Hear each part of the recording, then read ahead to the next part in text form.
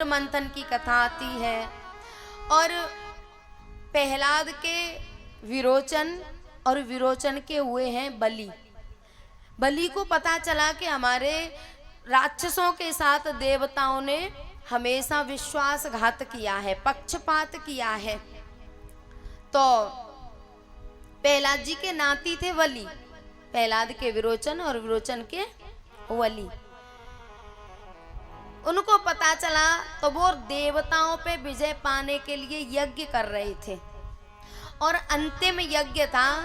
भगवान उनके यहाँ छोटा सा रूप बना के वामन भगवान का और पहुंच गए। बलि से जाके कहा कि 3 पग भूमि दे दो। बलि ने कहा आपको पता है आप कहाँ मांगने आए हो? बोले हाँ, महादानी बलि के यहाँ। बोले 3 पग भूमि क्यों मांग रहे हो? आश्रम मांग लो, गौशाला मांग लो। भगवान ने कहा कि मैं कोई संसारी जीव नहीं हूं जो संग्रह करूं। अंतिम समय पर 3 पग भूमि की जरूरत पड़ती है तो वो तुम मुझे दे दो। और संसारी लोगों को तो पता है कि चाहे 100 बीघा हो चाहे 1000 बीघा हो, पर बालक अंत्येष्टि क्रिया वहां करने वाले कहाँ ले जाएंगे? मरघट में। कहे कि अरे बाबा को अंत्येष्टि क्रिया खेत पे ही कर दो, तो बहू कहती है अरे बालक जाते हैं डरेंगे वहां। जब बाबा ने कमा कमा के दिया तब नहीं डरे। और अब अंत्येष्टि क्रिया करने के लिए बालक डरेंगे। भगवान ने कहा कि मुझे तो 3 पग भूमि दे दो। बोले ठीक है। भगवान ने कहा संकल्प करो। अब जैसे ही संकल्प की बात आई तो शुक्राचार्य जी की बुद्धि चल गई। बोले 3 पग भूमि, उसमें भी संकल्प। समझ गए। बोले बलि इसको दान मत दे। बोले क्यों? शुक्राचार्य जी ने कहा मत दे दान जमी को, राजा बले मत दे दान जमी को। मत दे दान जमी को, राजा बले मत दे दान जमी को। मत दे दान जमी को, राजा बले मत दे दान जमी को। मत दे दान जमी को, राजा बले मत दे दान जमी को।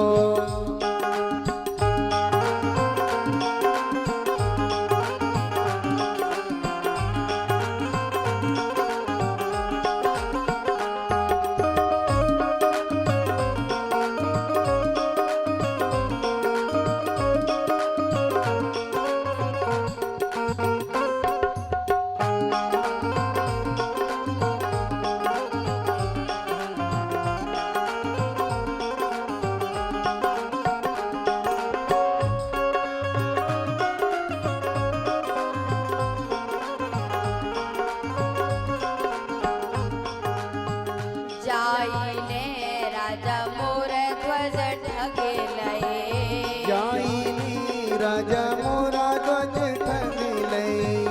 जाइने राजा मोर ध्वज ढगे लए। जाइनी राजा मोरा ध्वज ठग लई। बन के सिंह बनी को, राजा बले मत दे दान जमी को। ओ मत दे दान जमी को, राजा बले मत दे दान जमी को।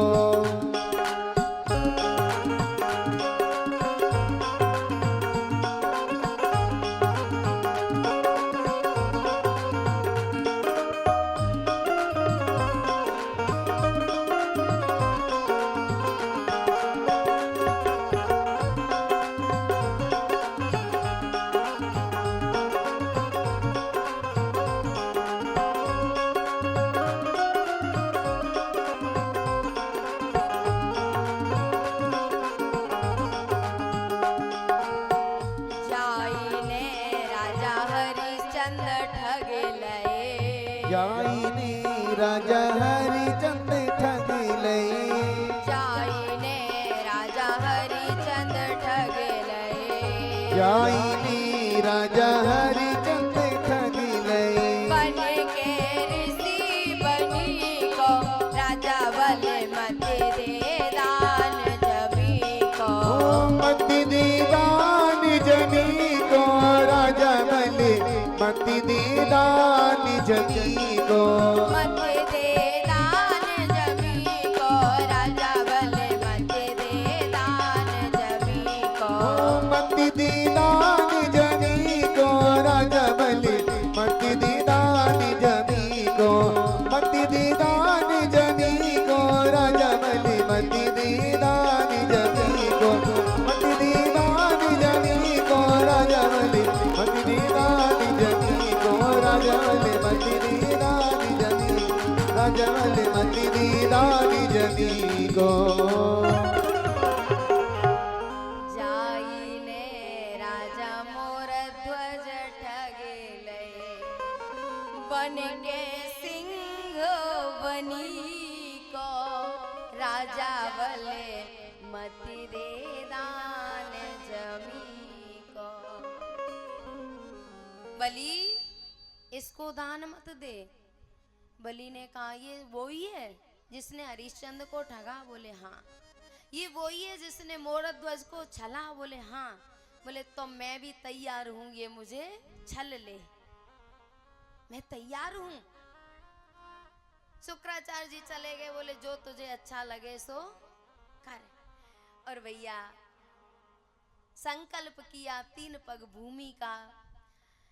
जैसे ही संकल्प किया तो अपना आकार बढ़ाना शुरू किया भगवान ने। 1 पग में नीचे के लोक नाप लिए और 1 में ऊपर के। बलि से कहा, बोले तीसरा पग कहाँ रखूं? बलि ने कहा पदम तृतीयम कुरु शीर्षे में निजम। बोले तीसरा पग मेरे सिर पे रख दो।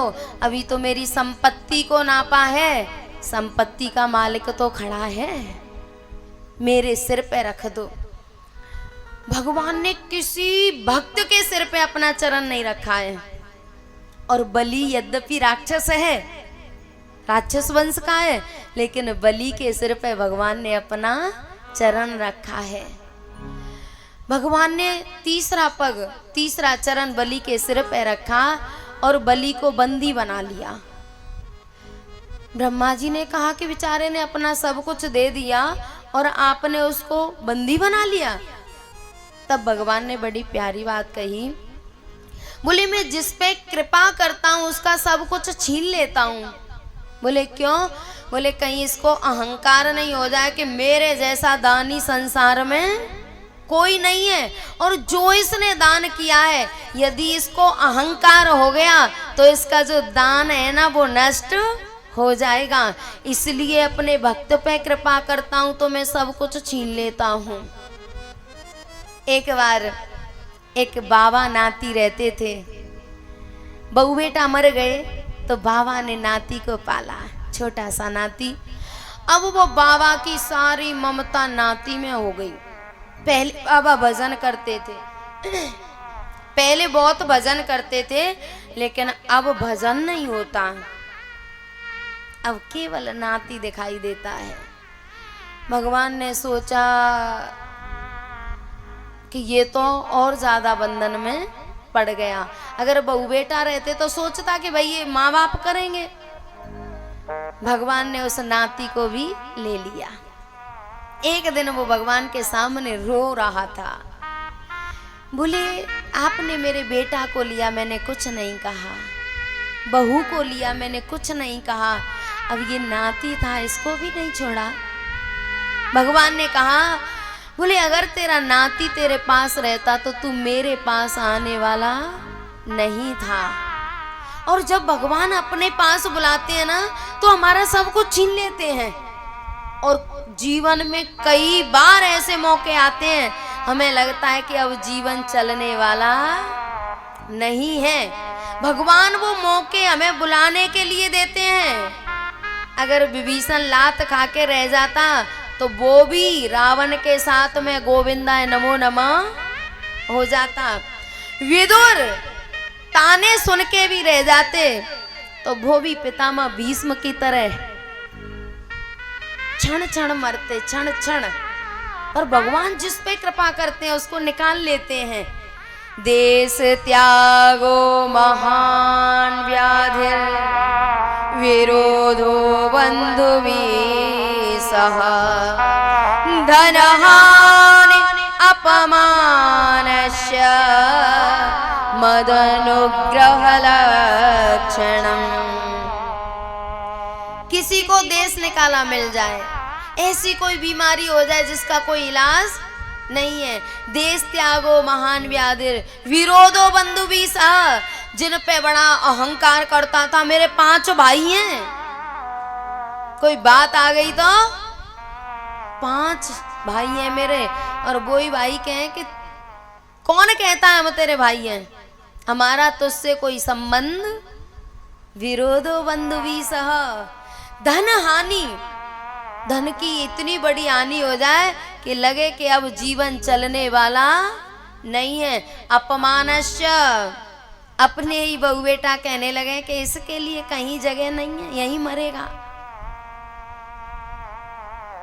समझ लेना, परमात्मा अपने पास बुलाना चाहता है, और हमें ना अपमान के घूंटों को पी पी के रह गए तो बड़ी दुर्दशा होगी प्यारे। परमात्मा बुलाना चाहता है और हम नहीं गए तो बहुत बुरी हालत होती है। फिर रोते हैं कि एक बार एक संत आए थे, कह रहे थे कि भजन कर लो, तब भजन कर लेते तो आज हमारी ये हालत होने वाली नहीं थी। फिर रोते हैं, रहे न काऊ काम के सेते न कोले। फिर तो कहते हैं कि 4 भैया होते हैं ना, तो बड़ा छोटे से कहता है कि पिताजी को ले जा, तो वह कहता है मेरे ही हिस्से में रखे पिताजी। जब जायदाद का हिस्सा होता है तब नहीं कहते कि मेरे ही हिस्से में है क्या, तू ले ले ये। एक बार एक बाबा के 4 बेटा और 1 बेटी, बाबा मर गए। जैसे ही बाबा को अंत्येष्टि क्रिया के लिए ले जा रहे थे अर्थी पे रख के, तो एक गांव का धनाढ्य व्यक्ति आ गया। बोले भैया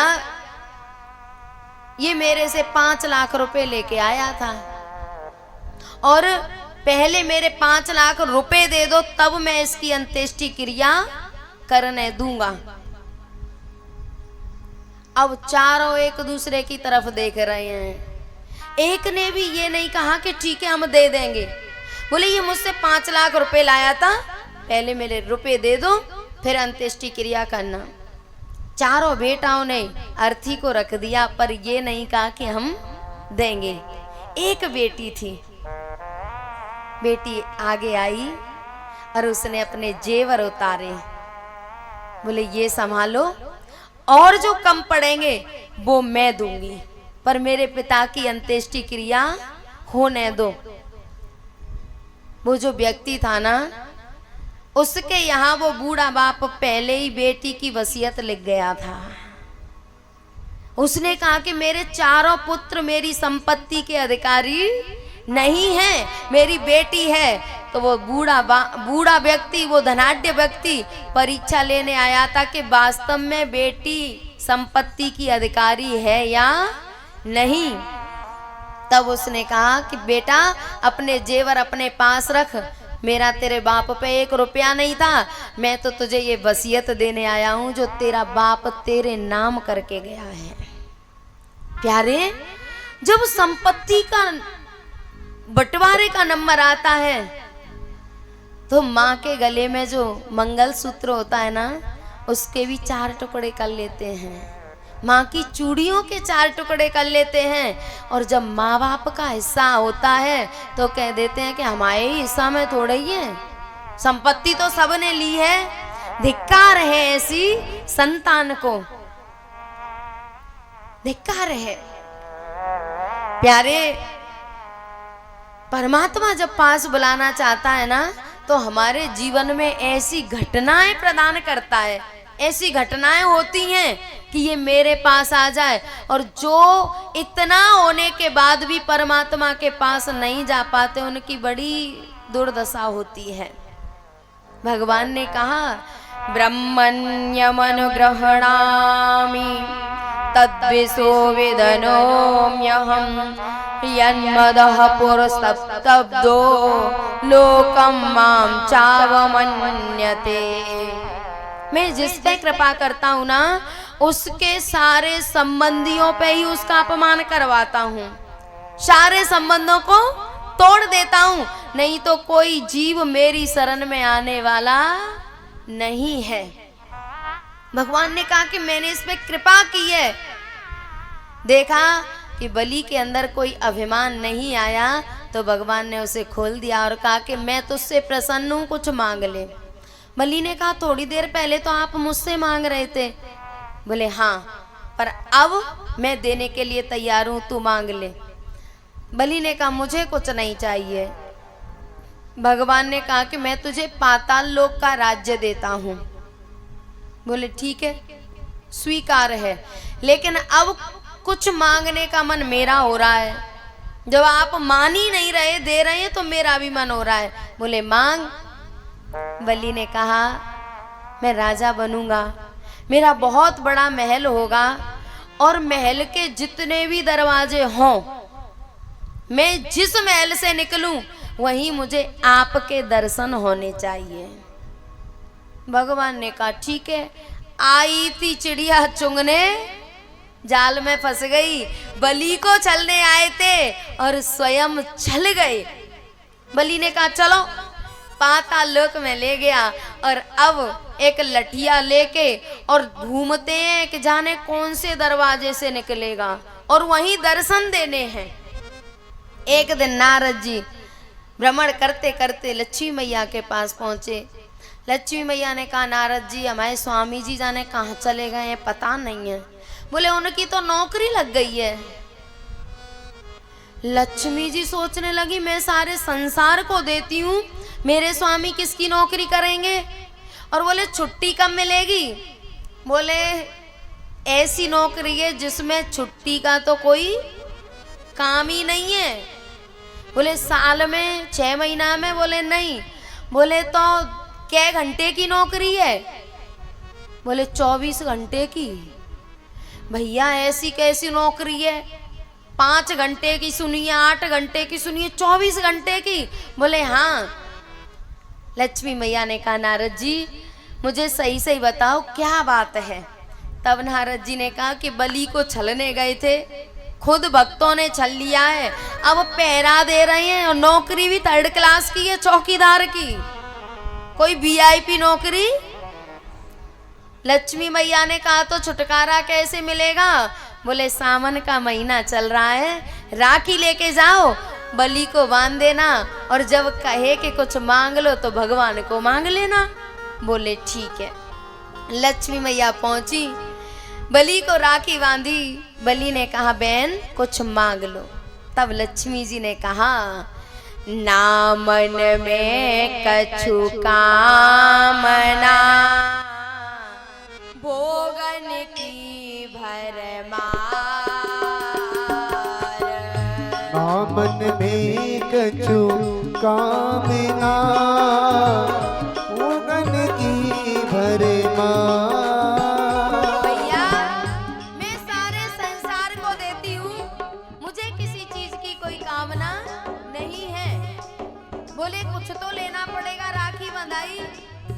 लक्ष्मी जी ने कहा ना मन में कछु कामना, भोगन की भरमार। ना मन में कछु कामना, भोगन की भरमार।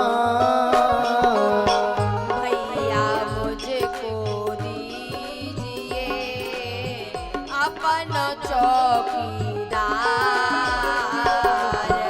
भैया हमको दीजिए अपना चौकीदार।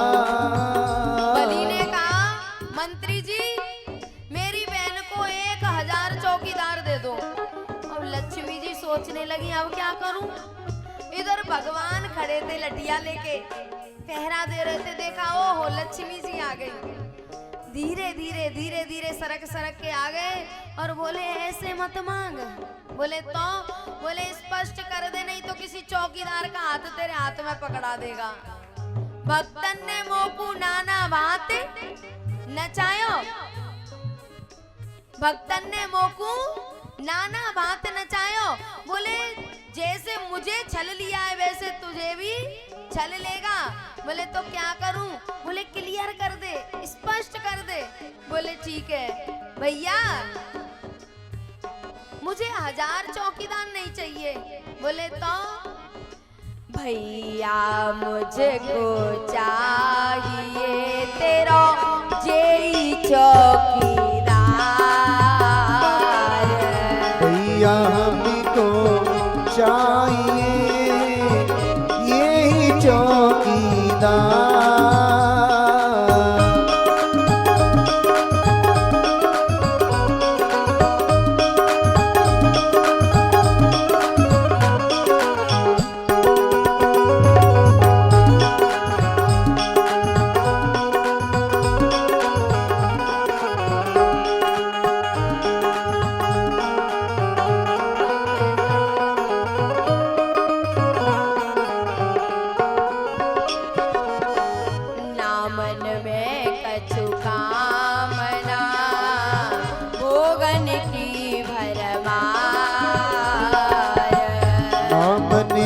कछुका मिना भोगन की भरमार।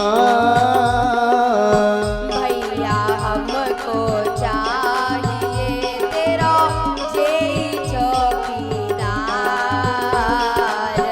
भैया हमको चाहिए यही चौकीदार। भैया हमको चाहिए तेरा जेई चौकीदार। भैया हमको चाहिए तेरा यही चौकीदार। तेरा यही चौकीदार, तेरा यही चौकीदार, तेरा यही चौकीदार।